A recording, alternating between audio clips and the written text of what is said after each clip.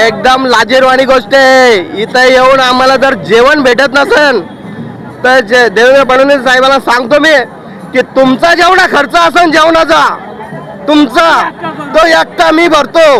मी एका दिवसाचा खर्च करतो पूर्ण कुटुंबाचा. आमचं जेवण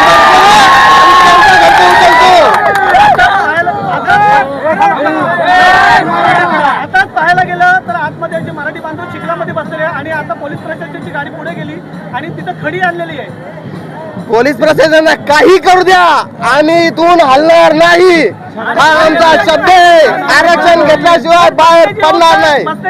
खडी टाकून करत आहे. त्यांनी काही करू द्या, मुद्दाम काही करू द्या, मुद्दामून करता येते. ज्या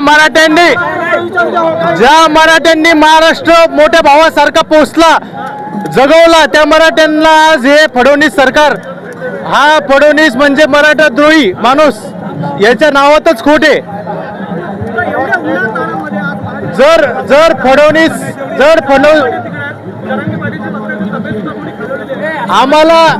आम्हाला कोणाचं जेवण नको. आम्ही आमचे पैसे खर्च करून जेवण पाणी सगळं करू शकतो. पण यांनी बंद ठेवण्याचं जी मोठी चूक केली आहे ही घोडचूक त्यांना मोजावी लागणार.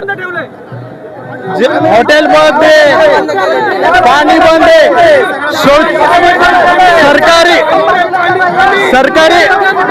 सरकारी शौचालय बंद केले, पाणी बंद केलं, खाली खडी टाकली.